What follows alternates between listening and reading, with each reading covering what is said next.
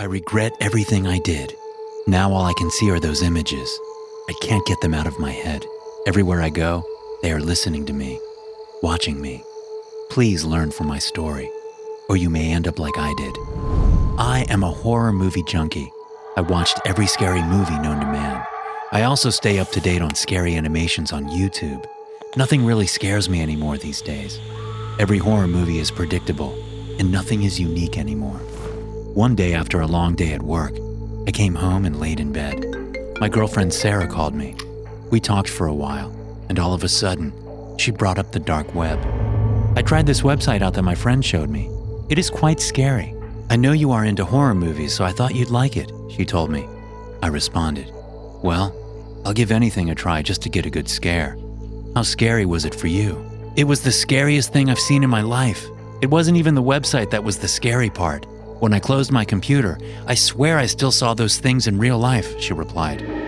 Saw those things in real life? I questioned. Yeah, a lot of the images and beings I saw on the website started to appear around me.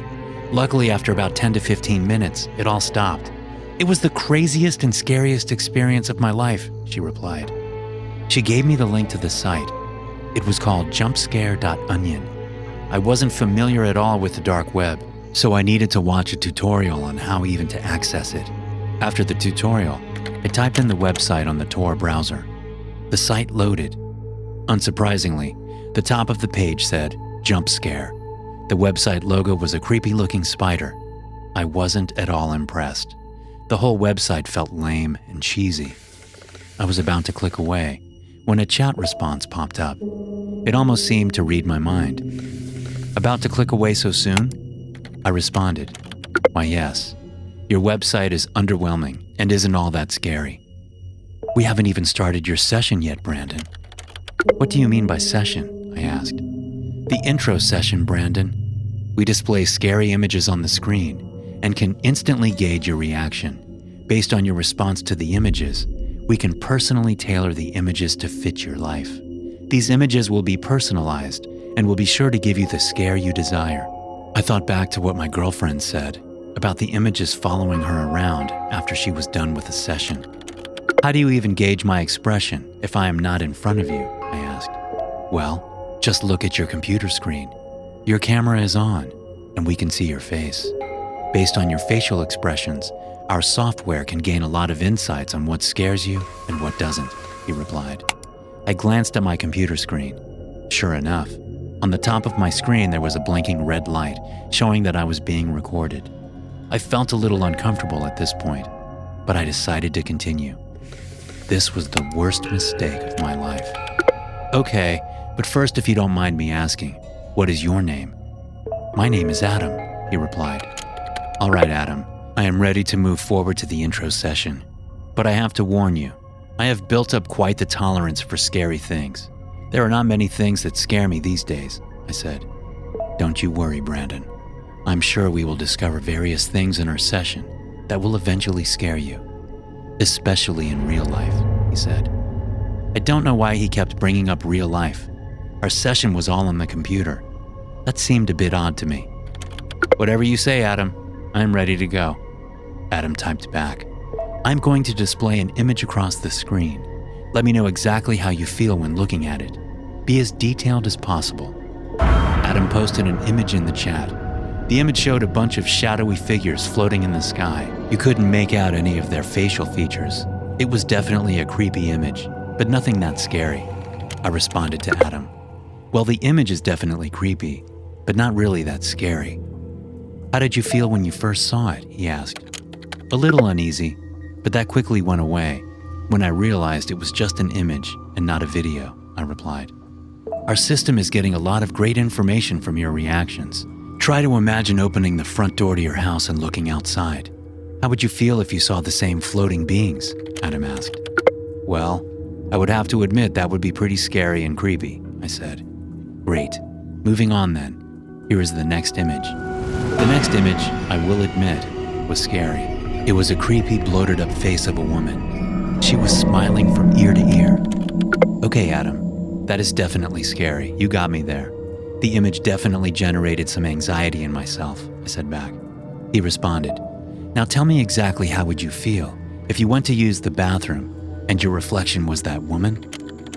That would be scary as hell, I said. This whole thing was getting strange. Part of me wanted to quit the session right then and there, but another part of me wanted more. I wanted to see what Adam had to offer next. Adam continued, "Here is the next image, Brandon. Tell me what you think." The image was of a long, dark staircase leading down into a basement. At the bottom of the staircase, there was a creepy man with what looked like a mask on his face. That one isn't too scary, Adam. I've seen scarier things watching basic horror films. This one was the least scary out of all the images so far. Thanks for your feedback, Brandon. I am aware you have a basement. What if you were to head to your basement staircase and see the same man at the bottom? He asked. I thought to myself, how did this guy know I had a basement? Lucky guess, I supposed. If I saw the man while looking down my basement staircase, I would be terrified, I replied. Great. Thanks for being so honest, Brandon. You have no idea how much that helps the session progress forward. Here is the next one, Brandon. Let me know what you think. The image was of two skeletal creatures. One had his arm around the other's shoulder. They both had these large, beady white eyes. Both had a wicked smile from ear to ear. They certainly looked creepy, but it didn't really ignite much emotion from me. I'm gonna be honest, Adam. This one is creepy, but not scary. I didn't feel any emotion while looking at it, I responded. What if you opened the curtains in your bedroom and you saw two similar figures? He asked. I would obviously be scared. Why do you keep using real-life examples? This is getting a little weird, I said back. Adam continued. Don't worry. These situations are just hypotheticals. They are used to extract more information out of you for our software, that's all. Anyways, let's move on to the next image. Tell me what you see and exactly how you feel. The image was of a classic Slender Man-looking character. He wore what looked like a black suit and a tie. His face was white and featureless. This had to be the least scary image of them all. Really, Adam? Everyone has seen the Slender Man. He is not scary anymore. Well, Brandon, what if you were driving and you glanced to your right and in the distance you saw Slender Man? That would be moderately scary. Let's stop with these stupid hypotheticals. Actually show me something scary, Adam. The intro session is over, Brandon. You will need to complete the rest of your sessions before we can reset your life to normal.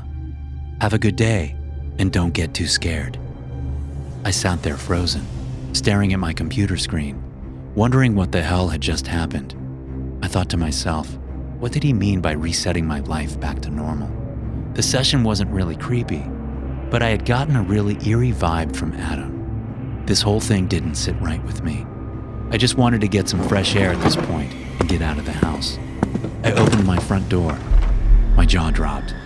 The same figures as before in the image were floating right in front of me, staring directly at me. My heart started to race. This had to be a bad dream. This couldn't be a dream. Everything felt and looked so real. I slammed the door shut and walked in the bathroom to contemplate what I had just seen. I glanced at the mirror. Oh my God, I said out loud. The creepy woman stared right back at me. It was my reflection. I felt my face and everything felt normal. How the hell was this happening? Was I going insane? I ran out from the bathroom and past the basement staircase. I had to look. Something in me just made me want to. It was curiosity, or maybe stupidity, or probably both. To my horror, there was a man in a mask at the bottom, staring directly up at me. He didn't move or flinch. I tried closing my eyes really hard and opening them, hoping I would wake up from this real-life nightmare. Nothing worked. All this was real, but how was this at all possible? Maybe my house was haunted. I needed to get out of here. I ran into my room to get my shoes and my belongings. Upon entering, I heard a tapping sound coming from the window. I saw a shadow outside. My heartbeat somehow increased even more. I slowly inched closer to my window. I knew I needed to face my fears, or they would take over me. I extended my arm and moved my curtains. There they were, the two skeleton figures, just staring at me. "What do you want from me?" I yelled at them. They just stood there emotionless. I closed the curtains and ran out of my room. I sprinted out the front door and ran to my car. The creatures were still in the air. Ignoring them, I backed out of my driveway and got the hell out of there. As I continued down the road, a sense of relief flowed over me. It was all over. I could finally relax and not worry about seeing any creepy things. I tried to rationalize my experience. I concluded that my mind must have just projected the images out in real life. Adam must have hypnotized me in some way in order to make me see those things. I slowed down in preparation for the stop sign straight ahead. I came to a complete stop and looked left. There were no cars coming. I looked to my right and I froze. In the clearing of the forest, away from the road, was the same Slender Man creature. A loud pinging sound broke my stare with the being. It was my phone. I looked down and read the message. It said, "You can run, Brandon, but you can't hide. You must finish your sessions, and then you will stop seeing these things." Thanks for listening. If you enjoy these stories, be sure to subscribe to the podcast and check out some more of my episodes here.